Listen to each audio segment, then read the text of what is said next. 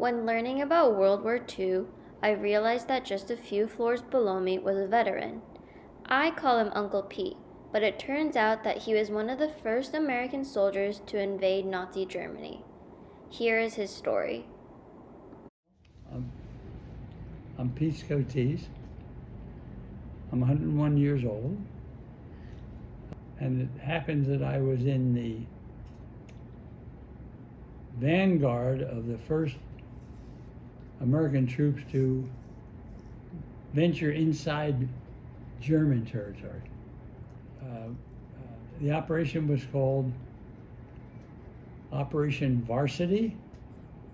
It was composed of the 17th Airborne Division and the British 6th Airborne Division, which include thousands of paratroopers and glider troops. Montgomery headed the British contingent.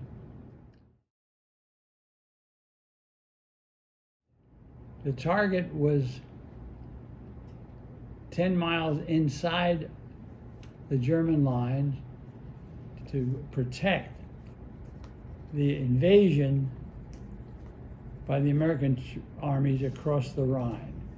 Insisted that the British be involved because he wanted to say, I was the general that, and Eisenhower caved in. Even though Eisenhower felt that that operation was not necessary. And I think in terms of the loss of men and material, and that was right. They could have done without that operation. That's why so many of them were killed or wounded in that very short time.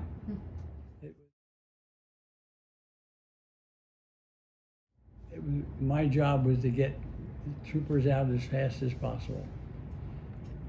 In battle, we jumped at 400 feet. It took the chute 85 feet to open, so we only had 300 feet left, which was a very short time. We were also saddled not just with backpacks, but with guns and other paraphernalia we needed for the operation strapped to our leg. They would be released before we hit the ground, the bundles of armaments. But I was hit, as I say, by shrapnel in the plane and didn't know much about it was time to jump and I was unable to assess the damage of the wound. The pictures that you will see from life, I think, depict the confusion. Here are thousands of troopers landing, hundreds of gliders, C-46 troop-carrying planes that dumped the paratroopers off. I took the leather jacket from a downed glider pilot and wore it for the rest of my days overseas, actually.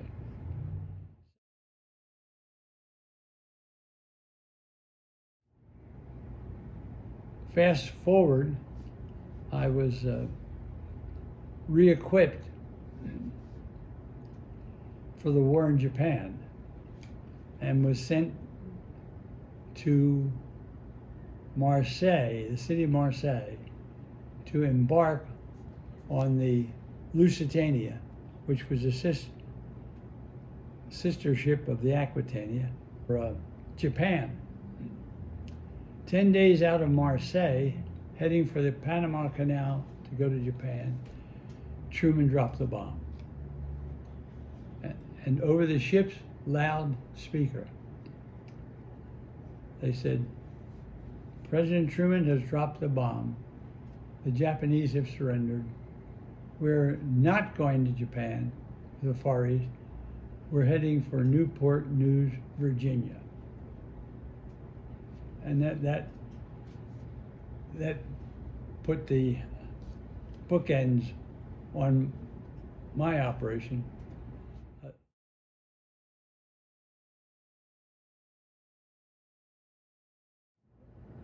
During the war, what I was doing didn't bother me. After the war, I was very much against war, against killing people for any reason.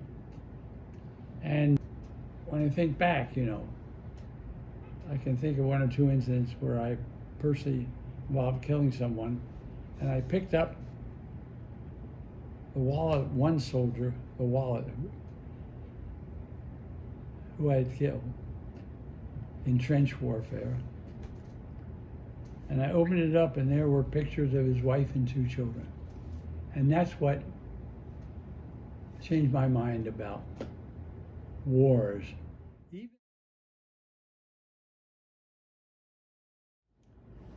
I never was afraid I'd die. I was kind of reckless. That's why but not looking for trouble, but I was not afraid. I was lucky. I didn't think anything could happen to me at that point.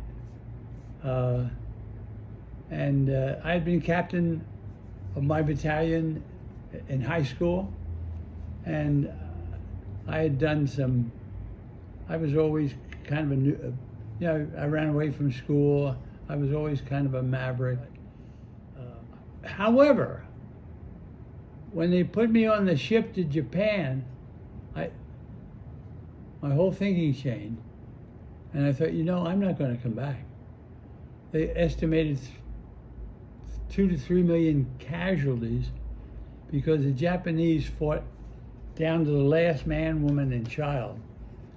And they were estimating 2 million Japanese casualties and 1 million Allied troop casualties.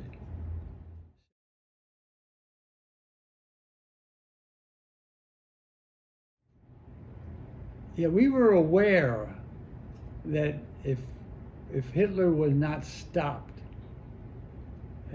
in England, could destroy our democracy. We were aware of that. And so we were fighting not just for our lives, we were fighting for democracy.